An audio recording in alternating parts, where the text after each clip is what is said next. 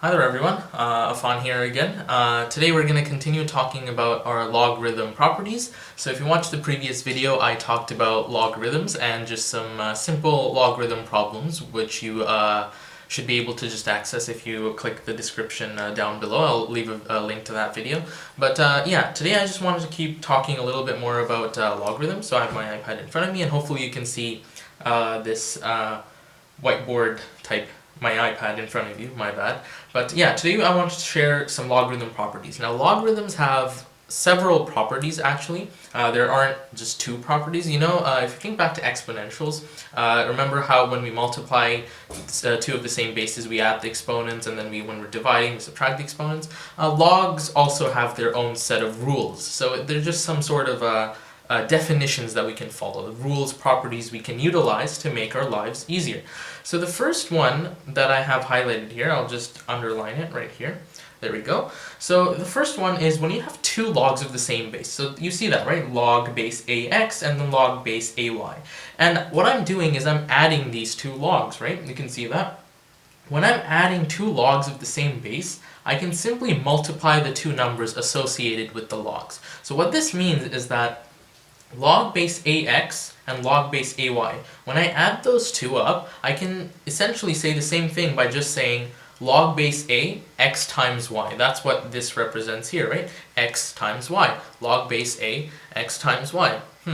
My computer is giving me... Okay, there, that's gone. Whatever that was. Anyways, there we go. So if I have two logs of the same base and I am adding them together, I can just multiply the two numbers associated with it, right? So intuitively, you would think that if I have two logs of the same base and I'm subtracting them, yes, I do divide the two numbers. So log base ax minus log base ay, right? So I can just write that as log base ax divided by y. And inversely, you can go the other way. If you see a log with log base ax divided by y, two numbers being divided, you can just write it as log base ax minus log base ay.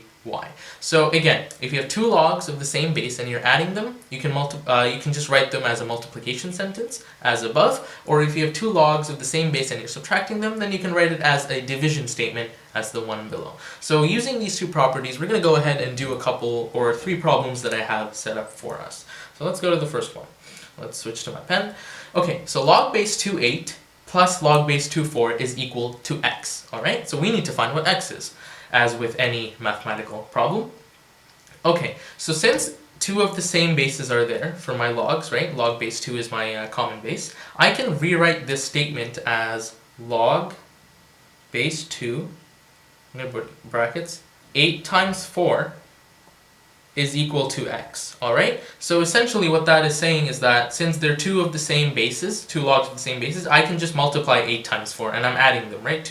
I'm adding two logs of the same bases, so I can just multiply the numbers. So this I can then write as log base 2, 32, right? 8 times 4 is 32x. And now, if I can just scroll down, now I can go ahead and solve this problem using my exponent notation. If you watched the previous video, or if you know intuitively what logs are, we know that, let me just use my red here to show you, that 2 raised to the power of x is going to give me 32, right? So let's go ahead and write that. So 2, so I'm just writing it here, you can write it right beside. 2 raised to the power of x is equal to 32, right? That's all that this log says. So I can go ahead and solve it by inspection, and by that I mean just you can just say what power it is. So the power is actually 5. Or you could solve it this way, where you select the same base. So you could say 2 to the power of x, and let's write 32 as a power of 2. So let's say 32 is a power of 2 to the power of 5. So again, this is more neat. This is a more neat way of writing it, or you could just say x is equal to 5. You just have to show that statement up there. Okay, so x is equal to 5. You can do it this way, or you can just go straight to this if you wanted to. Depends on your teacher, but you can do both ways, as long as you can solve the logarithm up here, right? As long as we went from there to x equals 5, you're okay. And again, we just use our simple addition rule for logs for this question. Okay, now let's do the next problem. Okay, log base 327 minus log base 39 is equal to x. So now we're going to use our other logarithm property, which is subtracting logs, right? Subtracting logs of the same base. There we go. So since I'm subtracting logs with the same base, I can rewrite this as, again, you can go ahead and try this before I do it for practice, or if you just want to watch, go ahead. Log base 3, 27 divided by 9 equals x, right? Because that's what it says, right? We can use our laws that we learned, and let me just say this then is log base 3, right? What's 27 divided by 9 is 3, is equal to x. And now we use our exponent notation.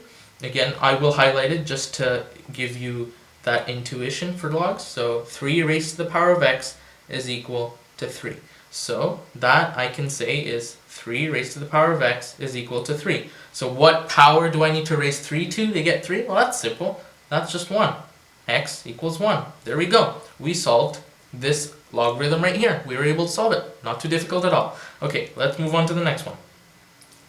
Hopefully you're getting this because it's actually pretty easy once you know the two laws. It's actually very easy to go ahead. And these are pretty simple problems. As we learn more laws, we're going to get some more difficult problems. And again, no problem. Oh, my log is cut off there. Let me go ahead and fix that. There we go, log base 4. I don't know what happened there. Anyways, so log base 4x, so this time our variable is in the actual log. So log base 4x plus log base 432 is equal to 2. So how would we solve this? Well, go ahead and use our addition of logs with law that we found at the beginning of the video. So we can actually write this as log 4. So since I'm adding two logs of the same base, I can go ahead and multiply the two numbers associated with them. So 32x, same thing as multiplying the two, is equal to 2. And now that I have something straightforward like this, I can go ahead and go into my exponent notation. So 4 raised to the power of 2 is equal to 32x. So let me just go back, let me make the drag down. Okay, so I can write this as 4 raised to the power of 2 is equal to 32x, right? All there is now is just simple algebra, right? 4 squared is 16 equals 32x. And now if I divide 32 from both sides to isolate x, that would just leave me with a half. There. So x is equal to 1/2. There we go. That's all there is to that logarithm right there. So again, we were adding two logs of the same base, so we can multiply the two numbers associated with it, then we just used our exponent notation and we finished it up. I'm going to scroll all the way back up into our logarithm properties. Okay, so what did we go over today? We talked about two logs of the same base. If we were adding them, then we can just multiply the two numbers associated with them as follows. Log ax plus log ay is equal to log ax times y. And if I have two logs of the same base and I'm subtracting them, then it's simply log ax minus log ay is equal to log ax divided by y.